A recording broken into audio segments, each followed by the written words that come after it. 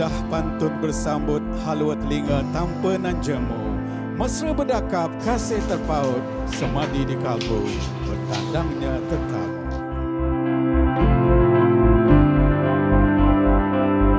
Congrats Lisa and Kamil, like seeing your wedding today, seeing you and Kamil exchanging your rings, maybe really hits me that, oh yeah, really find your true love and someone belongs to you.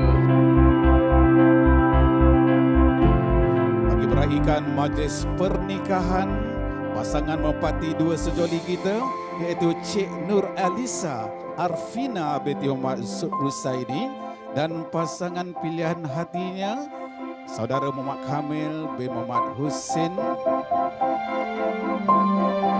Hai Alisa dan Kamil, Abang mengucapkan selamat pengantin baru dan cepat-cepatlah dapat anak tu.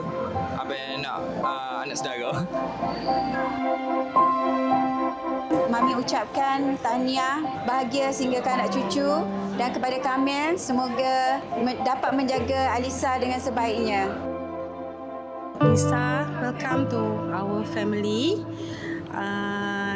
Semoga Lisa dan Kamil melayari bahtera ini dengan penuh iman.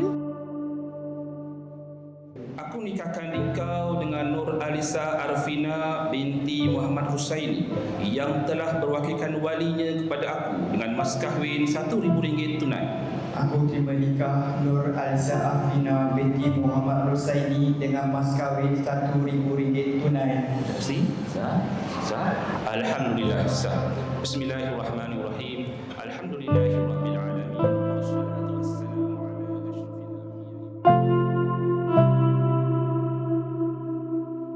Semoga kekal hingga ke akhir hayat. Kurang-kuranglah nakal-nakal tu. Jaga Lisa elok.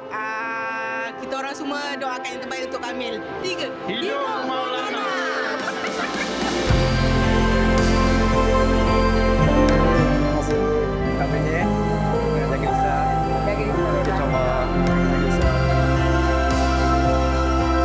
Sayang Kamil, happy wedding day.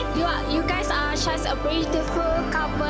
Wedding baru, and the wedding is so beautiful today, and we're so glad to be here for you. Congratulations, Kamil.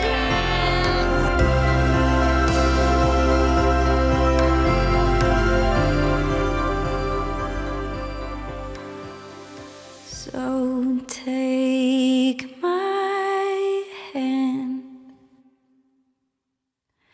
take my whole life too,